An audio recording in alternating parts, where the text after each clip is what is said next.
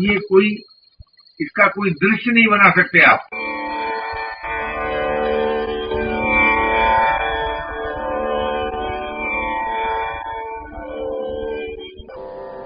परम पूज्य स्वामी श्री शरणानंद जी महाराज संतवाणी में बताते हैं कि अपने अधिकार का त्याग करना है, इसलिए कि क्रोध की उत्पत्ति न हो।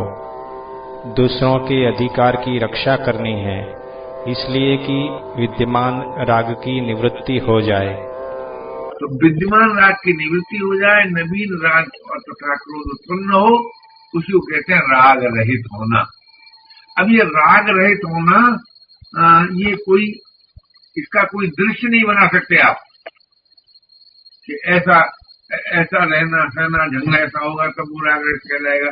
राग रहित का अर्थ यह है कि जो राग रहित हो जाता है वो स्वभाव से ही योगवित हो जाता है। राग रहित होते ही योग की प्राप्ति होती है, और जो योगवित हो जाता है वो आत्मवित हो जाता है, और जो आत्मवित हो जाता है सो ब्रह्मवित हो जाता है।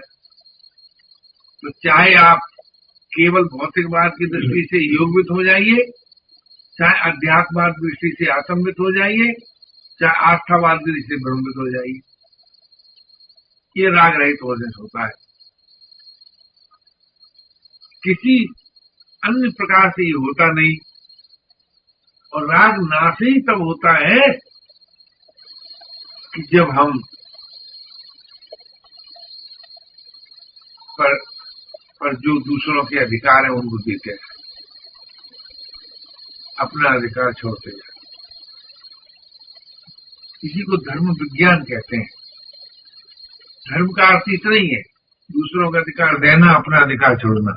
ये धर्म तत्व है, ये मजहब नहीं। मजहब अर्थ ये धर्म और चीज है। मजहब तो धर्म का बाह्य रूप है, एक देखिए, और ये मौलिक तत्व है धर्म।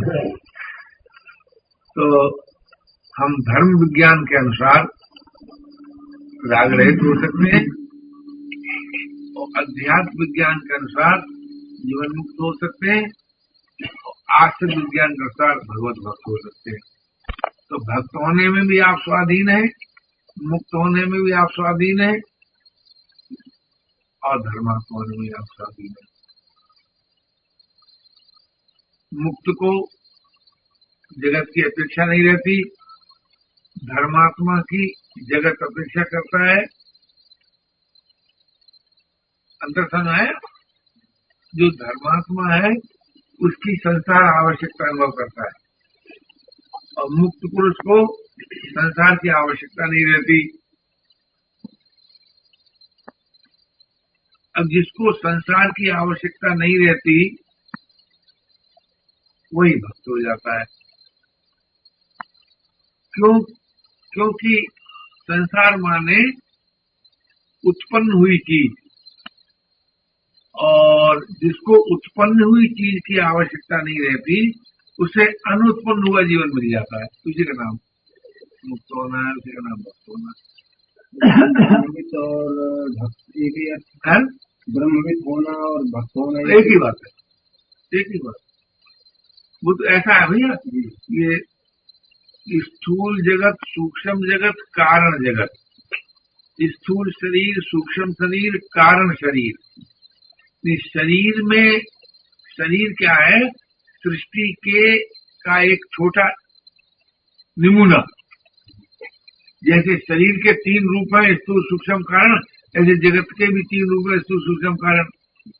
तो स्थूल शरीर और सूक्ष्म शरीर और कारण शरीर।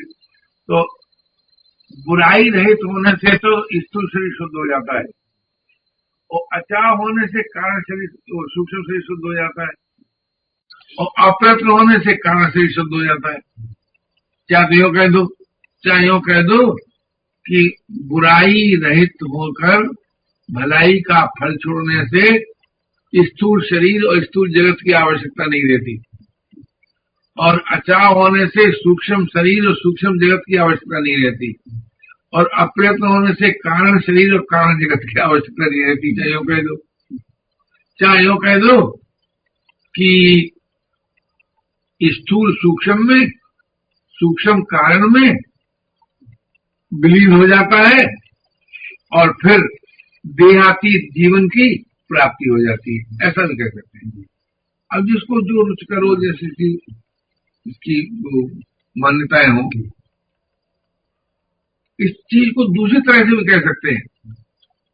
इंद्रियों की शक्ति को मन में लय कर दो, मन की शक्ति को बुद्धि में लय कर दो, तो जब इंद्रियां अविषय होंगी, मन निर्विकल्प होगा, बुद्धि सम होगी।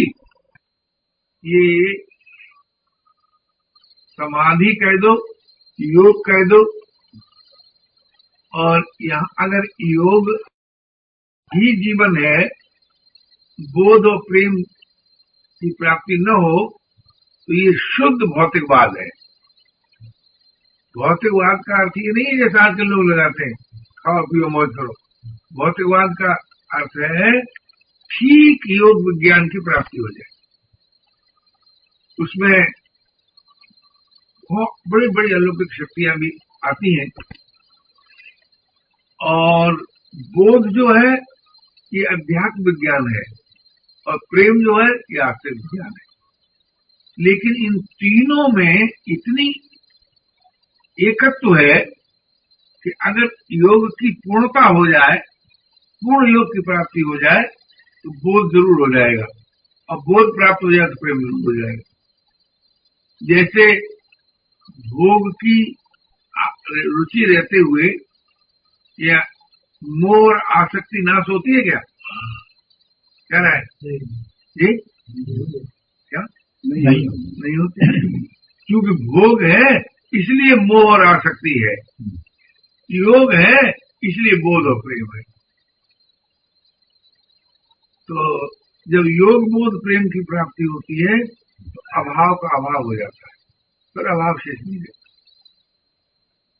और वो प्राप्ति तभी होती है जब हम ठीक धर्मात्मा होते हैं, अचाह होते हैं, अथवा समागत। तीन तरह से योग की प्राप्ति हो जाती है।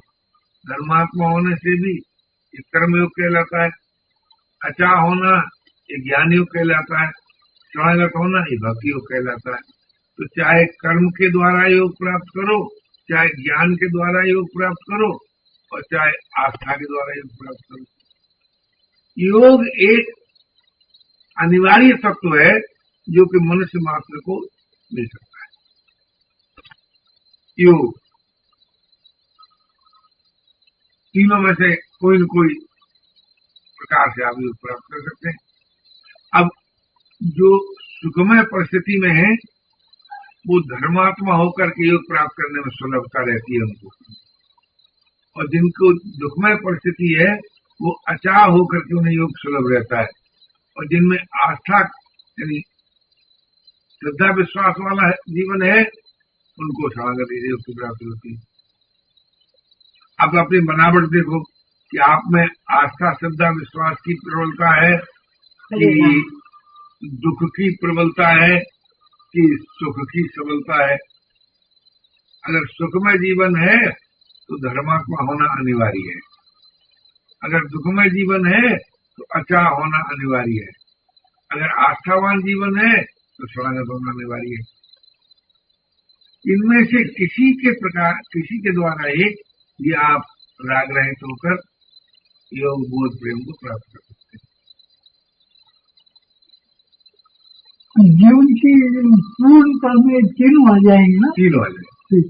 मुझे अकिंचन ऐसा होने के बाद प्रयत्न होना क्या? जो अकिंचन और अचाह होने वाली है, एक अहम कृति भी तो होती है, करने के भी दुरुस्त आता है। हाँ। जैसे आप अपने जीवन में देखिए कि जब हम कहते बैठो पाप पैर दबा तो कैसा लगता है, तो कहते बहुत अच्छा लगता है, बैठने से भी ज्यादा शांति लगती है। तो एक अहंकृति का भी सुख होता है, मैं कुछ कर रहा हूँ इस बात का भी सुख होता है। अहंकृति न, मुझे अपने लिए कुछ भी करना शेष नहीं है, इसको अपने कहते हैं। करना शेष नहीं है, अपने लिए कुछ भी करना शेष नहीं है, ये अहंकृति रहते हुए ये अपने अध्यात्मवाद है, शुद्ध अध्यात्मवाद।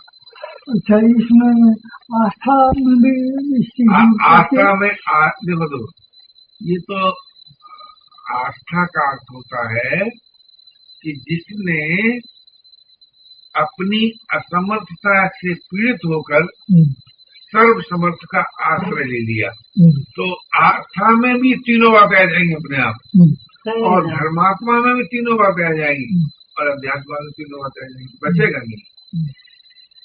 आस्था का मतलब क्या है? जैसे अगर विचार करके देखा जाए तो परमात्मा का मानना क्यों जरूरी है? देखा तो है नहीं, समझ में आता नहीं है, बोलो। परमात्मा का मानना क्यों जरूरी है? अरे गरे नत्थु कह रहे सभी परमात्मा मान लेंगे, ऐसा नहीं होता भाई। परमात्मा का मानने का प्रश्न उन लोगों को होता है जिन्हें मुक्ति भी खारी लगे, शांति और मुक्ति भी जिनको खारी लगे वो परमात्मा के मानने के हकदार हैं ईमानदारी से। तो अथवा जो असमर्थता से पीड़ित हैं, असमर्थता से पीड़ित हैं और बिना लक्ष्य के प्राप्ति रह नहीं सकते, वो कहते हैं भैया देखो अब दुखारी प्रभु को पुकारो, अब भयहारी प्रभु को पुकारो। और नहीं तो मनुष्य को प्रभु ने इतना सुंदर बनाया है कि देखिए एक बात सोचने की बड़ी गंभीर, अगर परमात्मा को अपना मनाना अभिष्ट हो तो दुनिया में किसकी बजा ले कि न माने, बोलो।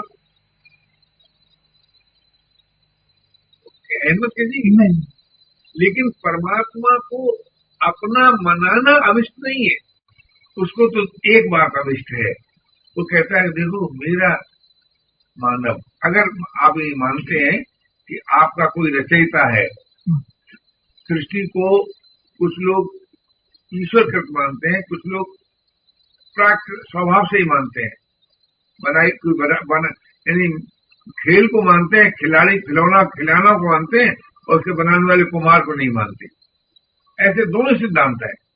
तो जो लोग सृष्टि को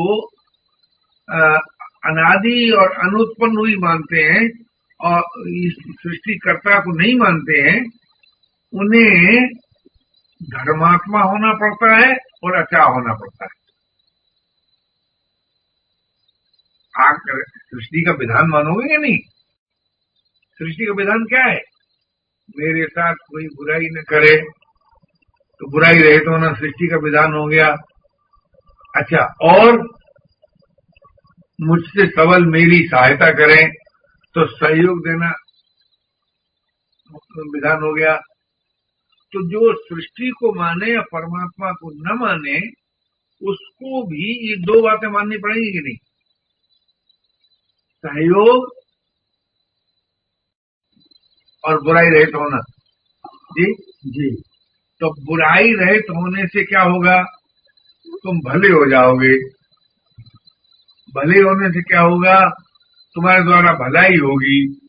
अगर उस होने वाली भलाई का फल भोगोगे तो आप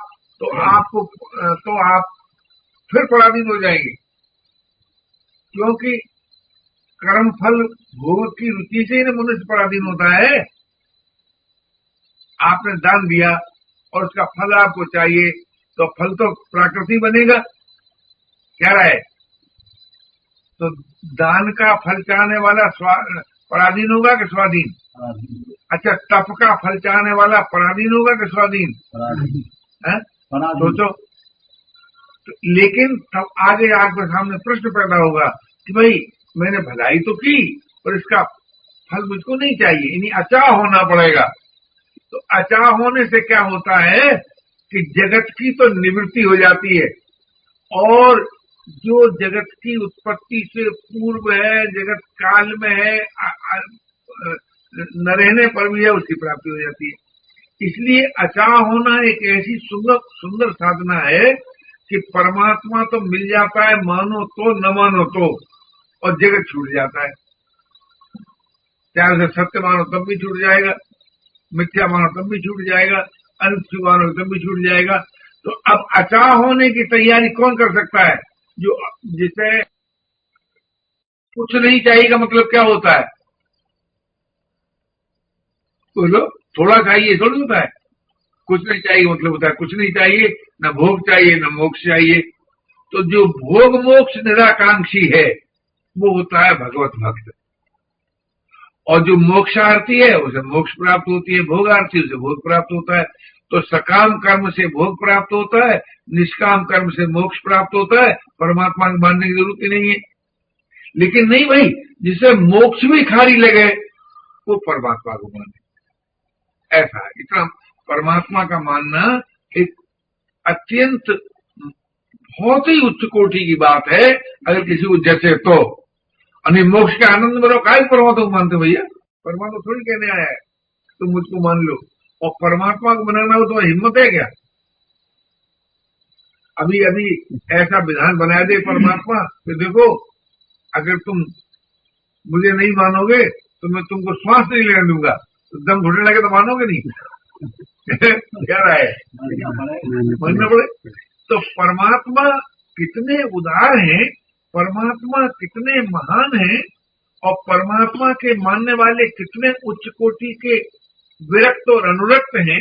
आहा, कमाल है इसमें। यानी आप विचार करके देखिए, मोक्ष जिसको मोक्ष के आनंद में जो संतुष्ट है वो विरक्त है, वो तो अपने में संतुष्ट है, भोग दुख से विरक्त है, पराधीनता से विरक्त है, अशांति से विरक्त है, अभाव से विरक्त है। क्या बात क्या रहा है? लेकिन परमात्मा का मानने वाला मोक्ष से भी विरक्त है। तो वैसे तो आजकल सब लोग कह भी देते हैं परमात्मा को मानते हैं, और सब लोग कहते भी हैं परमात्मा मानते हैं, और परमात्मा के मानने वाले तो ओहो, परमात्मा के मानने वाला परमात्मा को प्यारा लगता है। परमात्मा जिसको प्यार करे वो परमात्मा का मानने वाला हुआ, और मोक्ष में आनंद ले वो अपना मानने वाला हुआ, और शांति का और सद्भाव में रहे वो जगत का मानने वाला हुआ। तो जगत को मान करके हमको शांति और सद्भाव चाहिए, अपने को मान करके मोक्ष चाहिए, परमात्मा को मान कर चल के अगाध प्रेम चाहिए। तो महाराज जी इस हिसाब से जब मोक्ष खाली लगे ना, जब परमात्मा को मानने, तो परमात्मा का मानना पहले जरूरी कैसा हो? ऐसा नहीं बनी, खाली नहीं। मैं आपसे कहता हूं कि परमात्मा ने, वो तो देखिए ऐसी बात है पंडित जी, मोक्ष का अर्थ क्या है? दुखों की अत्यंत निवृत्ति। अगर हम स्वतंत्र रूप से आचार्यों के मत पर विचार करें तो दुखों की अत्यंत निवृत्ति बुद्ध ने भी मानी है, जैन में नहीं मानी है, परमात्मा नहीं माना है। ये मैं निवेदन कर रहा हूँ। मेरा प्रश्न ये नहीं है, मेरा प्रश्न ये है कि मानना जब ही होगा जब मोक्ष प्राप्त कर लेंगे, पहले मान लेंगे कि नहीं? पहले मान सकते हैं, आस्था के आधार पर। आपके पास आस्था के आधार पर तो मानना ही जाएगा। आस्था नहीं, वो मोक्ष के बाद मोक्ष खाली लगे तो परमात्मा मिल जाएगा। मेरी समझ में ऐसा ही आया था कि मोक्ष खाली मिलने पर परमात्मा को अपनाया जाएगा। नहीं पंडित, ये नहीं कहा मैंने, ये कहा है कि जो मोक्षार्थी हैं वो विरक्त हैं भोग से, और जो प्रेमार्थी है वो मोक्ष से विरक्त है, ये कहा था। महान विरक्त है, तो आसान चीज नहीं है। तो जरा मानने पर वो हुआ था कि ये तो कोई जरूरी नहीं कि पहले न मानने और मोक्ष प्राप्त हो, जब वो अच्छी नहीं लगे, जब परमात्मा को। ऐसा नहीं, मोक्ष उसे नहीं कहते जो अच्छी नहीं लगे। मैं मोक्ष का अपमान करने को राजी नहीं हूँ।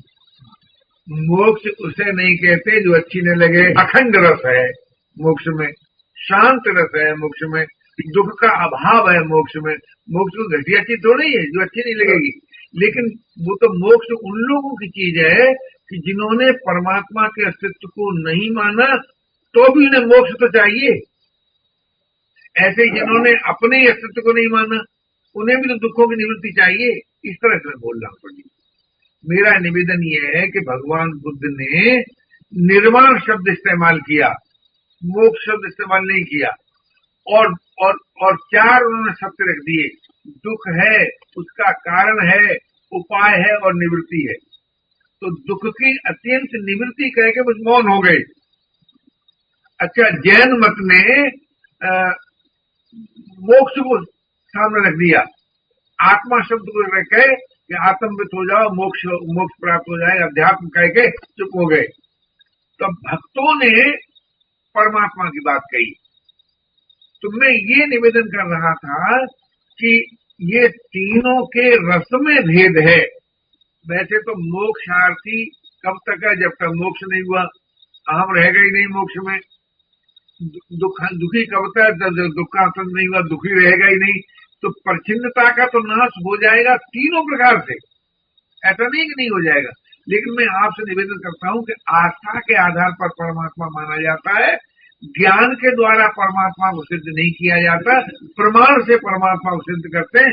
प्रमाण में तात्पर्य होता है आस्था का। हम पहले स्वीकार करें कि हम सुरती भगवती को मानते हैं, तो सुरती भगवती से परमात्मा की चर्चा चली है। इसलिए मैंने आपसे निवेदन किया, और इसी आधार पर हमने एक बार चक्रवाणी करपात्री जी मुझे सुना था कि हम तो ब्रह्म को इसलिए मानते हैं, उसकी चर्चा वेद में है। वेद को मानते हैं, वेद के आधार पर ब्रह्म को मानते हैं। हम गीता को इसलिए नहीं मानते, कृष्ण को इसलिए मानते हैं कि उसकी चर्चा गीता में। तो ये एक जो शास्त्रवाद है वो परमात्मावाद कहलाता है शुद्ध रूप से। अब शास्त्र सभी है, मोक्ष का भी शास्त्र है, धर्म का भी शास्त्र, धर्म शास्त्र, अध्यात्म शास्त्र, आस्तिक शास्त्र, और तीनों मान लेते हैं। इसलिए मैं तो उस दृष्टि से निवेदन कर रहा हूं कि परमात्मा का मानना बहुत महान काम है।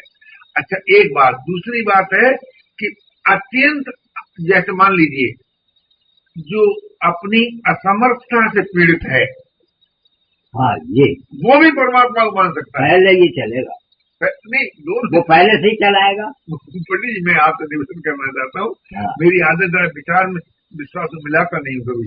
मेरा निवेदन ये है कि जो असमर्थता से पीड़ित है, जैसे श्री विभीषण जी ने प्रश्न किया हनुमान जी से, कथा की बात है क्योंकि तुम विश्वास में चलता है ना सब। तो प्रश्न ये किया, कहो तामस्तन कछ साधन नाही, प्रीतन पद सरोज मन माही।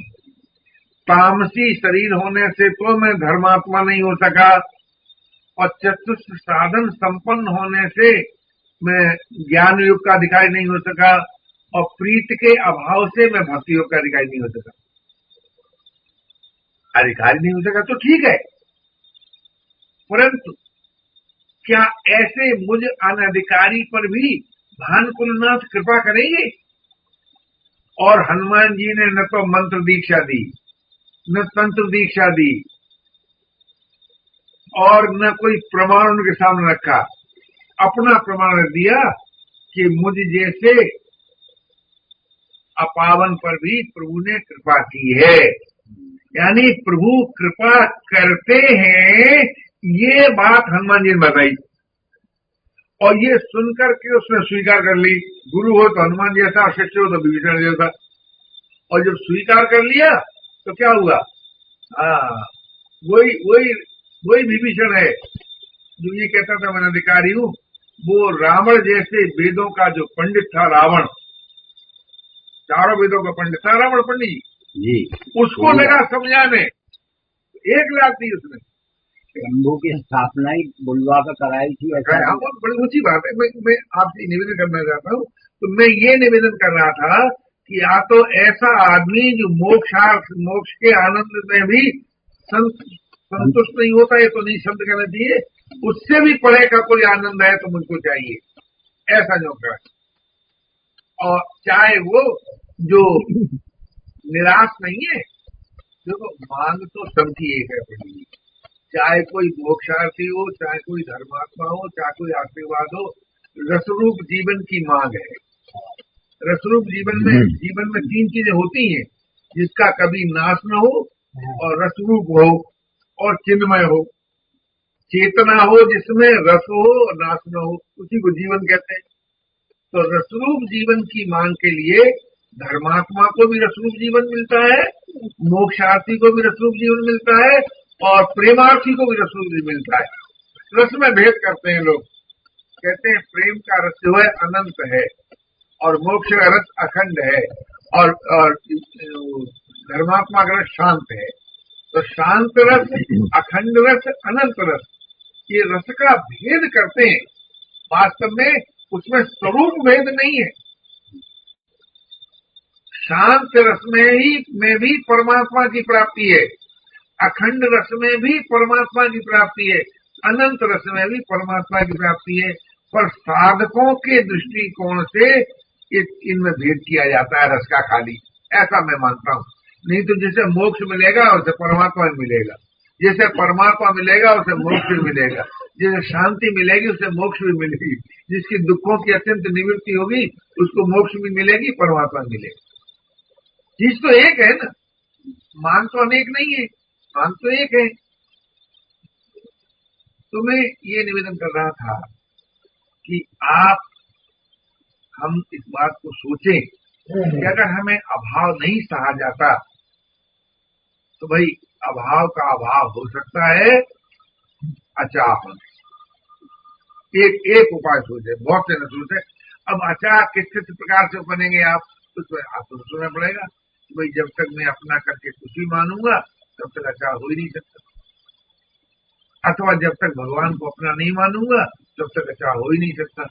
तो चाहे तो किसी तरह से आप हो जाएं, अचाह हो जाएं, अचाह होने से अभाव की निवृत्ति हो जाएगी। ये निर्विवाद सत्य है।